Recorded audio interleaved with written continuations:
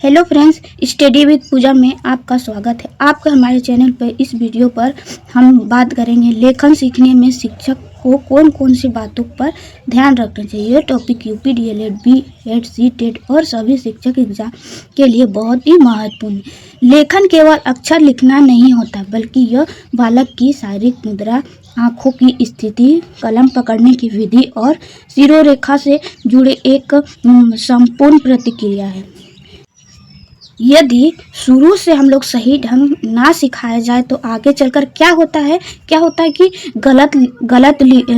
जैसे गलत लिखना शुरू कर देते हैं, आँखों पर दबाव होता है, थकान भी हो जाता है और जैसे शब्द अक्षर जैसे अक्षर नहीं लिख पाते हैं, जैसे उस प्रकार की समस्या उत्पन्न होती है।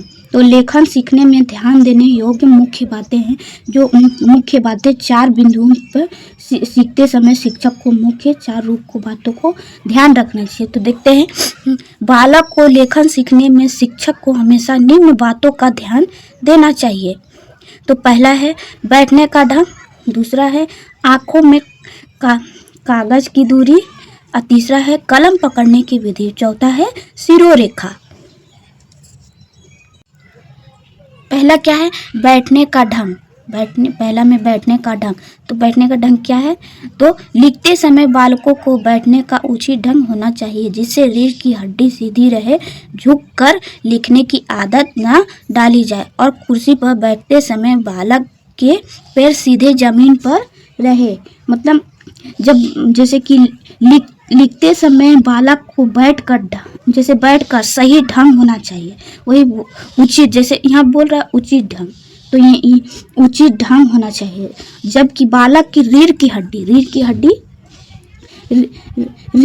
एकदम सीधी रहनी चाहिए। जो पीछे रीढ़ की हड्डी होती है वो झुक कर बैठ जाते हैं, तो उसको सीधी रहनी चाहिए।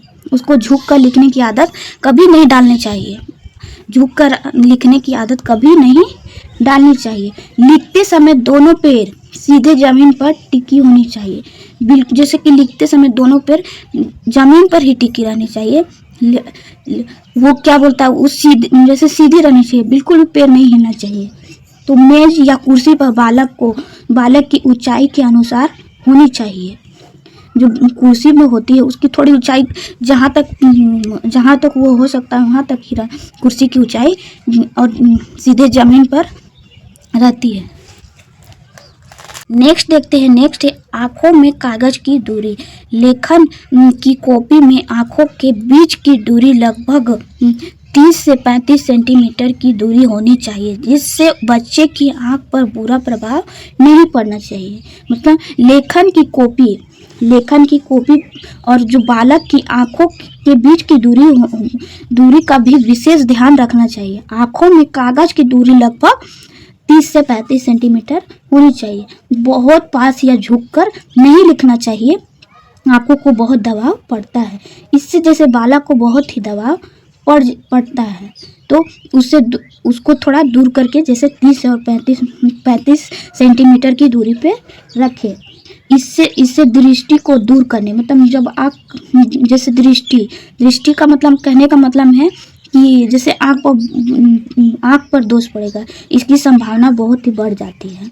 अगर उसकी दूरी थोड़ी नहीं की जाए तो उसकी आँख थोड़ी कमज़ोर होने लगती है, तो वही उसकी संभावना बढ़ जाती है, आँख की कमजोरी बढ़ जाती है।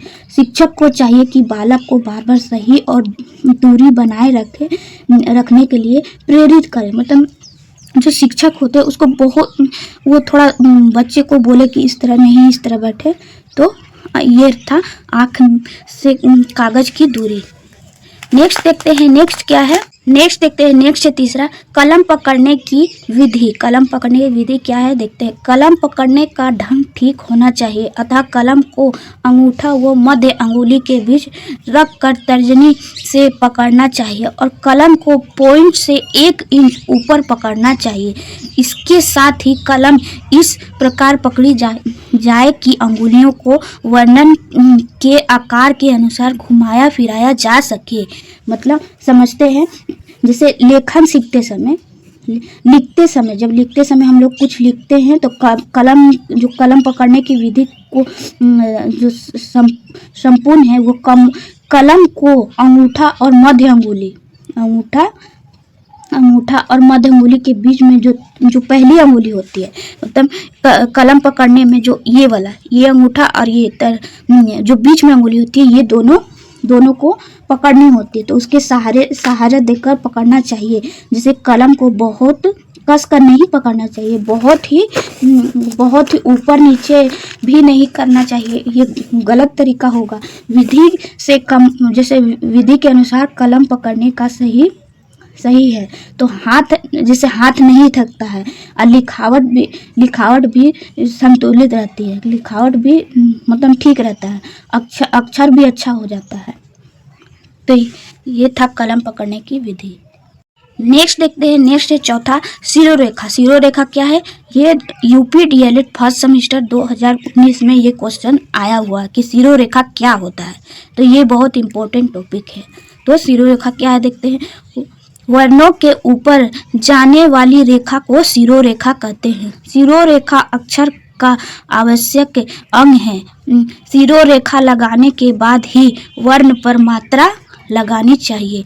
मतलब ये वन लिखा हुआ है, जैसे ये वन लिख दिए, वन लिख दिए, ये जो होता है यही सिरोरेखा होता है। ये जो लाइन लगाते हैं इसी को हम लोग सिरोरेखा कहते हैं। मतलब हिंदी में जो लिखने का जो विशेष ध्यान होता है वो सिरोरेखा ही बहुत महत्वपूर्ण होता है।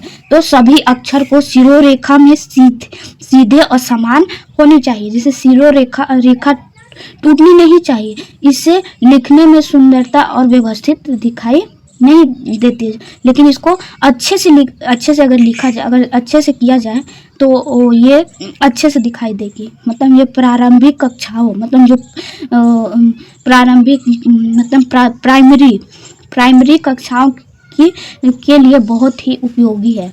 यह सिरोरेखा जैसे कि बच्चों के लिए बहुत ही उपयोगी है। यह सिरोरेखा को बहुत ही अभ्यास कराना चाहिए शिक्षकों को। और तो साथ ही साथ लेखन सीखते समय शिक्षक को केवल लिखने